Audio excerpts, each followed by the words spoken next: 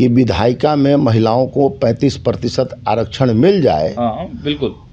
जिसने लड़कियों को साइकिल प्रदान किया, साइकिल योजना लाई गई, उसके बाद पूरे देश में प्रचलित हुआ।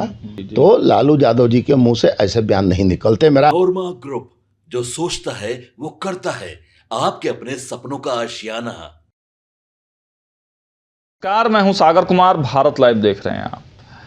देखिए, विपक्ष ने आज बिहार के सत्ता पक्ष को बैठे बिठाए एक मुद्दा दे दिया। लालू प्रसाद यादव जब बाहर निकल रहे थे राबड़ी आवास से, तो मीडिया से बातचीत करने के दौरान उन्होंने नीतीश कुमार पर एक बेहद ही आपत्तिजनक टिप्पणी कर दी। मुख्यमंत्री नीतीश कुमार 15 तारीख से यात्रा पर निकलने वाले हैं, जिस यात्रा का नाम है महिला सम्मान यात्रा।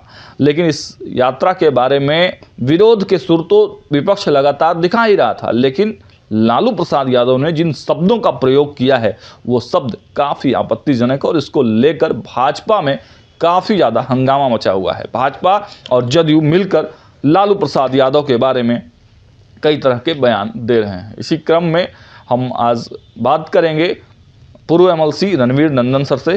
सर, कैसे देखते हैं इस प्रकार का जो बयान है? लालू प्रसाद यादव बड़े नेता, समाजवादी नेता, पिछड़ों के मसीहा कहे जाते हैं, और इस प्रकार की बयान किस प्रकार देखिए, राजनीति में पुटिंग ऑफ द वर्ड्स का बहुत बड़ा महत्व होता है।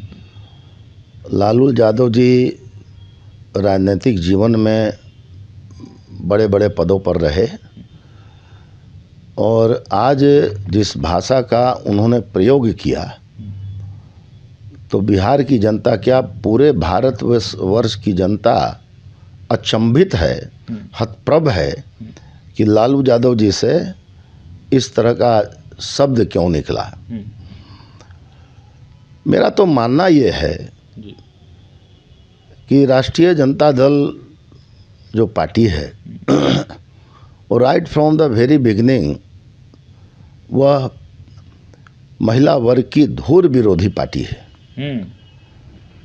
और धुर विरोधी पार्टी इस कदर से है, मैं इस बयान को बड़े दूरदृष्टि से देखता हूँ और मेरा यह मानना है कि जो डबल इंजन की सरकार है, राष्ट्रीय जनतांत्रिक गठबंधन की सरकार है, माननीय प्रधानमंत्री जी पूरे भारत का नेतृत्व कर रहे हैं, हमारे सर्वप्रिय नेता बिहार के माननीय मुख्यमंत्री जी बिहार का नेतृत्व कर रहे हैं।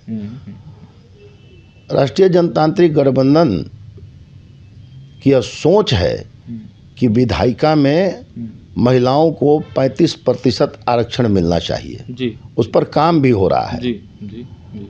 तो लालू यादव जी ने इन शब्दों का प्रयोग करके अपने पार्टी के उस विचारधारा को प्रस्तुत किया है जिसमें अपरोक्ष रूप से वह विधायिका में महिलाओं के 35% आरक्षण के धुर विरोधी हैं। और चूंकि धुर विरोधी हैं तो इस प्रकार का शब्द उनके मुख से निकल गया, मेरा ही मानना है। नहीं, तो राजद तो कह रही है कि नीतीश कुमार ने तो सदन में बयान दिया था, उसमें भले ही राजद उनके साथ में थी और आप लोग आपत्ति दर्ज करा रहे थे, लेकिन मुख्यमंत्री नीतीश कुमार ने भरे सदन में टिप्पणी तो की थी इस प्रकार की महिलाओं। देखिए, मैंने आपको कहा, शुरू में ही मैंने कहा है कि देखिए, लालू यादव जी ने ऐसे बयानों का प्रयोग करके यह दर्शाया है कि वह महिलाओं के धुर विरोधी हैं। मैंने पहले भी आपको कहा। जी, जी, जी, जी। और किसके क्या शब्द थे उस पर मैं अभी नहीं जा रहा हूँ। मैं जा रहा हूँ कि जो कल भविष्य में भारत में होने वाला है, माननीय प्रधानमंत्री जी और बिहार के माननीय मुख्यमंत्री जी चाहते हैं कि विधायिका में महिलाओं को 35% आरक्षण मिल जाए। हाँ बिल्कुल।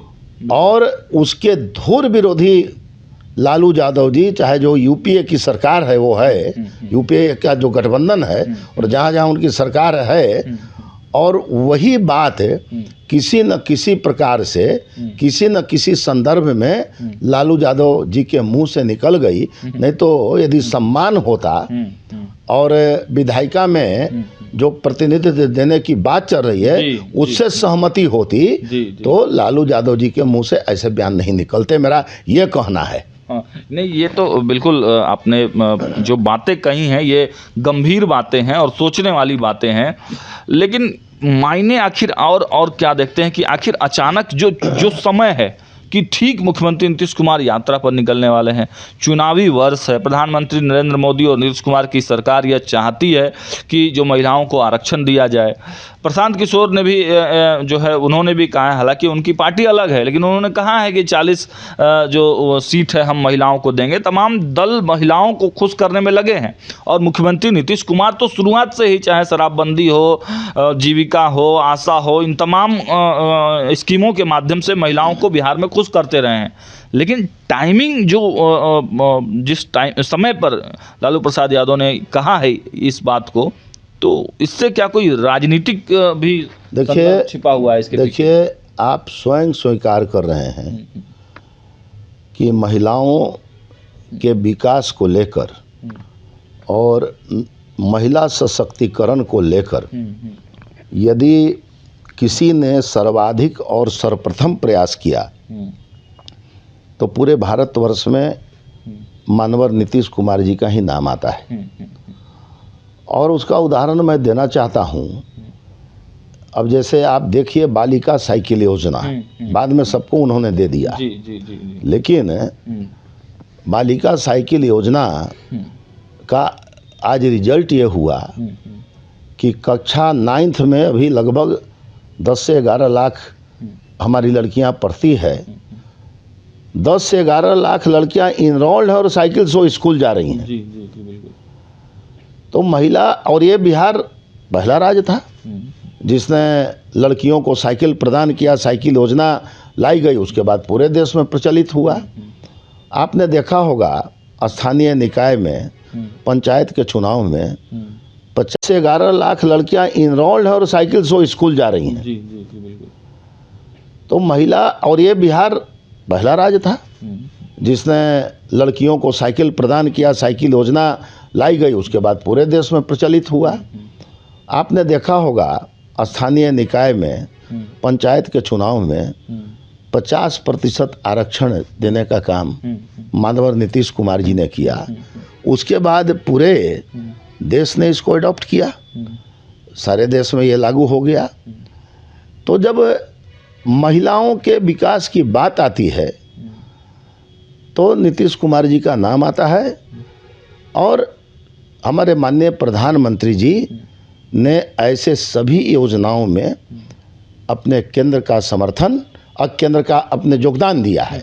तो अब ये कहना, ये जो बात अभी आ रही है, और मुख्य रूप से कि लालू यादव जी ने एक शब्द का प्रयोग किया, इतना ऑब्जेक्शनेबल शब्द उन्होंने कहा कि राजनीति में ऐसे शब्द प्रयोग नहीं किए जाते हैं। इसका मतलब आप समझिए कि लालू यादव जी स्वयं ऐसा करते होंगे। कोई व्यक्ति स्वयं कोई ऐसा आचरण करता है तो उसके समझ में आता है कि सभी लोग वही आचरण कर रहे होंगे। बड़ी बात आप कह रहे हैं। तो जरूर, जब लालू यादव जी के दिमाग में इस तरह की बात क्यों आई? जब व्यक्ति कोई कर्म करता है तो उसको लगता है कि सारे लोग वैसा ही कर्म कर रहे होंगे। सम्राट चौधरी बोल रहे हैं कोइलवर चले जाना चाहिए, उनको कोइलवर भेज देना चाहिए। अब तो ये तो सम्राट जी का विचार है, क्योंकि इस तरह से लालू यादव ने आचरण किया है कि निश्चित रूप से सम्राट चौधरी जी, क्या सारे लोगों को ये बुरा लगा होगा कि ऐसे शब्द का प्रयोग नहीं होना चाहिए। और मैंने फिर आपसे कहा कि जो व्यक्ति इस तरह का शब्द प्रयोग करता है सामाजिक जीवन में, मान के चलिए कि कहीं ना कहीं उसने ऐसा आचरण किया होगा और उसको लगता होगा कि सारे लोग हमारे जैसा ही आचरण कर रहे होंगे, इसके कारण उनके मुंह से निकला। नुकसान होगा चुनाव में इसका। अब तो चुनाव बिहार की जनता जो है वो तो देख रही है, समझ रही है, और कहाँ उसमें दो मत है। अभी लड़े 4 सीट लड़े, चारों सीट पर आपने देखा एनडीए प्रत्याशी की जीत हो गई।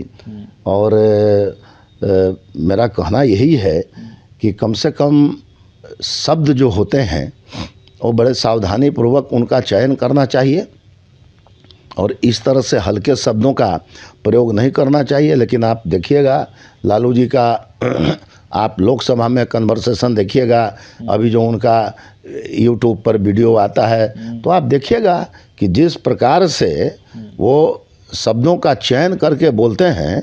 तो एक बार सुषमा स्वराज जी ने बड़ा बढ़िया कहा था कि मुझे मस्खरा करने नहीं आता। शेर चल रहा था तो उन्होंने कहा था कि आपके जैसा मुझे मस्खरा करने नहीं आता। तो होता क्या है कि इतना बड़ा जो है बड़ी संसद है, विधानसभा है, विधान परिषद है, और चुन के लोग जाते हैं, जनता की आकांक्षा होती है।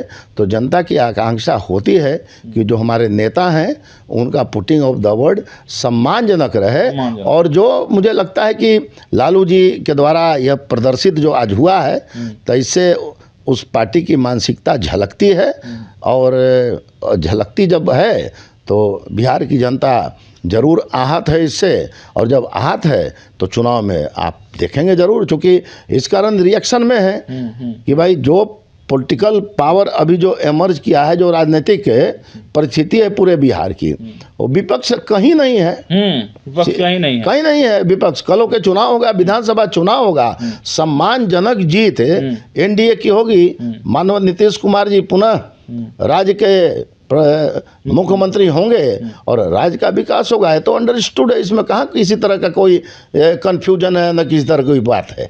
चलिए, तो देखा आपने कि किस प्रकार पूर्व एमएलसी रणवीर नंदन भारतीय जनता पार्टी के दिग्गज नेता ने किस प्रकार अभी से ही ये बताने लगे हैं कि मुख्यमंत्री नीतीश कुमार तो बनने ही वाले हैं। इसमें सोचने वाली कौन सी बात है, ये अंडरस्टूड है।